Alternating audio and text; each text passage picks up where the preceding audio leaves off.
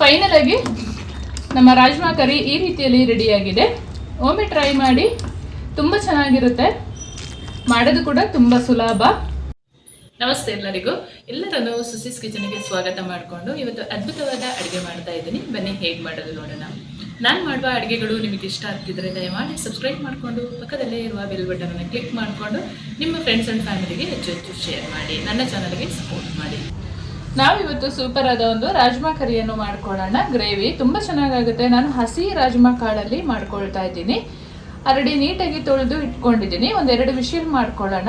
ಚೆನ್ನಾಗಿ ಬೇಯಿಸ್ಕೊಳ್ಬೇಕು ಮಾತ್ರ. ಒಂದು ಕುಕ್ಕರ್ಗೆ ಹಾಕೊಳ್ಳೋಣ. ನೀರು 1 ಗ್ಲಾಸ್ ಅಷ್ಟು ಹಾಕೊಂಡಿದ್ದೀನಿ. ರುಚಿಗೆ ತಕ್ಕಷ್ಟು ಉಪ್ಪು ಸೇರಿಸ್ಕೊಳ್ತೀನಿ. ಕಲ್ಲುಪ್ಪನ್ನು ಸೇರಿಸ್ಕೊಳ್ಳೋಣ.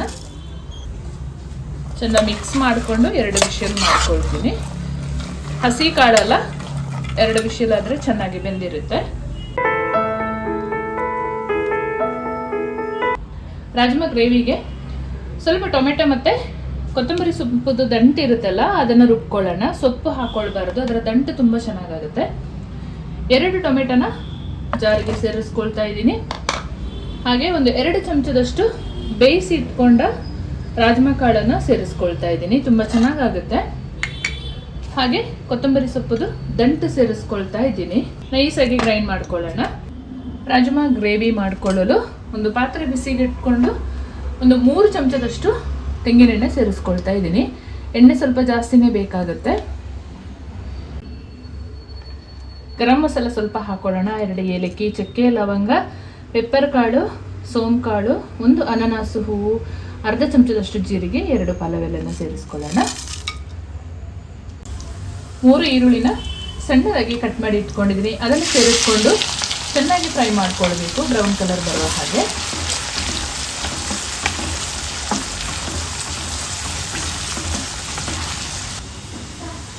ಈರುಳ್ಳಿ ಚೆನ್ನಾಗಿ ಈ ಹದದಲ್ಲಿ ಫ್ರೈ ಆದ ಮೇಲೆ 1 ಚಮಚದಷ್ಟು ಶುಂಠಿ ಬೆಳ್ಳುಳ್ಳಿ ಪೇಸ್ಟನ್ನು ಸೇರಿಸ್ಕೊಳ್ಳೋಣ. 1 ನಿಮಿಷ ಹಸಿ ವಾಸನೆ ಹೋಗೋವರೆಗೆ ಫ್ರೈ ಮಾಡ್ಕೊಳ್ಳೋಣ. 1 ಚಮಚದಷ್ಟು ಕಾಶ್ಮೀರಿ ಚಿಲ್ಲಿ ಪೌಡರ್, ಅರ್ಧ ಚಮಚ ಹಳದಿ ಪೌಡರ್, 1 ಚಮಚ ಸಾಂಬಾರ್ ಪುಡಿ, 1 ಚಮಚದಷ್ಟು ಧನಿಯಾ ಪುಡಿ ಹಾಕ್ಕೊಂಡಿದ್ದೀನಿ. ಅದು ಹಾಕುವಾಗ ವಿಡಿಯೋ ಕಟ್ ಆಗಿದೆ. ಚೆನ್ನಾಗಿ ಎಣ್ಣೆಯಲ್ಲಿ ಫ್ರೈ ಮಾಡ್ಕೋಬೇಕು. 2 ಹಸಿಮೆಣಸಿನಕಾಯಿನ ಕಟ್ ಮಾಡಿ ಇಟ್ಕೊಂಡಿದ್ದೀನಿ. ಅದನ್ನು ಕೂಡ ಸೇರಿಸ್ಕೊಳ್ಳೋಣ.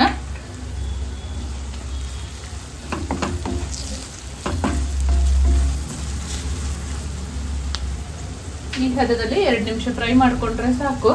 ರುಬ್ಬಿಟ್ಕೊಂಡ ಟೊಮೆಟೊ ಮತ್ತು ಕೊತ್ತಂಬರಿ ಸೊಪ್ಪಿನ ದಂಟು ಪೇಸ್ಟ್ ಇದೆಲ್ಲ, ಅದನ್ನು ಸೇರಿಸ್ಕೊಳ್ಳೋಣ.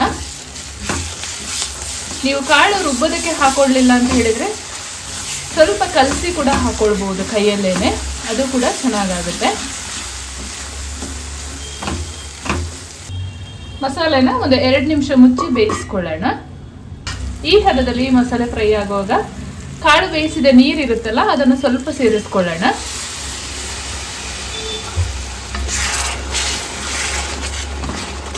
ಚೆಂದ ಮಿಕ್ಸ್ ಮಾಡಿಕೊಂಡು ಒಂದು 3 ನಿಮಿಷ ಕುದಿಸ್ಕೊಂಡು ಆಮೇಲಿಂದ ಬೇಯಿಸಿದ ಕಾಳು ಸೇರಿಸ್ಕೊಂಡ್ರೆ ಆಯಿತು.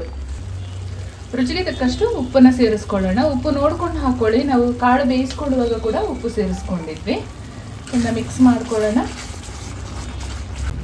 ಮಸಾಲೆ ಈ ಹದದಲ್ಲಿ ಕುದಿಯುವಾಗ ಬೇಯಿಸಿದ ಕಾಳನ್ನು ಸೇರಿಸ್ಕೊಂಡು ಚೆನ್ನಾಗಿ ಮಿಕ್ಸ್ ಮಾಡ್ಕೊಳ್ಳೋಣ. ನೀರು ನೋಡ್ಕೊಂಡು ಹಾಕೊಳ್ಳಿ, ಥಿಕ್ನೆಸ್ ನೋಡ್ಕೊಂಡು ಹಾಕೊಂಡ್ರೆ ಆಯಿತು. ಚಪಾತಿ, ಪೂರಿಗೆ, ರೊಟ್ಟಿಗೆಲ್ಲ ಸ್ವಲ್ಪ ಗಟ್ಟಿಯಾಗಿದ್ರೇ ಚೆನ್ನಾಗಾಗುತ್ತೆ. ತುಂಬ ರುಚಿಯಾಗಿರುತ್ತೆ. ಒಂದ್ಸಲ ಟ್ರೈ ಮಾಡಿ, ಹೇಗೆ ಬಂತು ಕಮೆಂಟಲ್ಲಿ ತಿಳಿಸೋದನ್ನು ಮರಿಬೇಡಿ. ಹಾಗೆ ನಿಮ್ಮ ಫ್ರೆಂಡ್ಸ್ ಆ್ಯಂಡ್ ಫ್ಯಾಮಿಲಿಗೆ ಹೆಚ್ಚು ಹೆಚ್ಚು ಶೇರ್ ಮಾಡಿ, ನನ್ನ ಚಾನಲ್ಗೆ ಸಪೋರ್ಟ್ ಮಾಡಿ. ಒಂದು ಅರ್ಧ ಕಪ್ಪಷ್ಟು ನೀರು ಸೇರಿಸ್ಕೊಳ್ತಾ ಇದ್ದೀನಿ. ಚೆಂದ ಮಿಕ್ಸ್ ಮಾಡಿಕೊಂಡು ಒಂದು 5 ನಿಮಿಷ ಬೇಯಿಸ್ಕೊಂಡ್ರೆ ಸಾಕು. ಇದು ತಣ್ಣಗಾದ್ಮೇಲೆ ಇನ್ನೂ ಸ್ವಲ್ಪ ಗಟ್ಟಿ ಆಗುತ್ತೆ. ನೀವು ನಿಮ್ಮ ಮನೆಯ ಹದಕ್ಕೆ ನೋಡಿಕೊಂಡು ನೀವು ನೀರು ಸೇರಿಸ್ಕೊಳ್ಳಿ. ಗಟ್ಟಿಯಾಗಿದ್ದರೆ ತುಂಬ ಚೆನ್ನಾಗಿರುತ್ತೆ.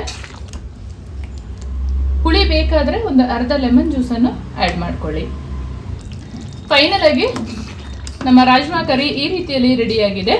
ಒಮ್ಮೆ ಟ್ರೈ ಮಾಡಿ, ತುಂಬ ಚೆನ್ನಾಗಿರುತ್ತೆ. ಮಾಡೋದು ಕೂಡ ತುಂಬ ಸುಲಭ. ಹಾಗೆ ನನ್ನ ಚಾನಲ್ಗೆ ನೀವು ಫಸ್ಟ್ ಟೈಮ್ ವಿಸಿಟ್ ಮಾಡಿದರೆ ಪ್ಲೀಸ್ ಸಬ್ಸ್ಕ್ರೈಬ್ ಮಾಡಿಕೊಂಡು ಪಕ್ಕದಲ್ಲೇ ಇರುವ ಬೆಲ್ ಬಟನನ್ನು ಕ್ಲಿಕ್ ಮಾಡೋದನ್ನು ಮರಿಬೇಡಿ. ಹಾಗೆ ನಿಮ್ಮ ಫ್ರೆಂಡ್ಸ್ ಆ್ಯಂಡ್ ಫ್ಯಾಮಿಲಿಗೆ ಹೆಚ್ಚು ಹೆಚ್ಚು ಶೇರ್ ಮಾಡಿ. ಮುಂದೆ ಅದ್ಭುತವಾದ ರೆಸಿಪಿಯೊಂದಿಗೆ ನಿಮ್ಮನ್ನೇ ಭೇಟಿ ಮಾಡ್ತೀನಿ. ಅಲ್ಲಿವರೆಗೂ ತುಂಬ ಹೃದಯದ ಧನ್ಯವಾದಗಳು.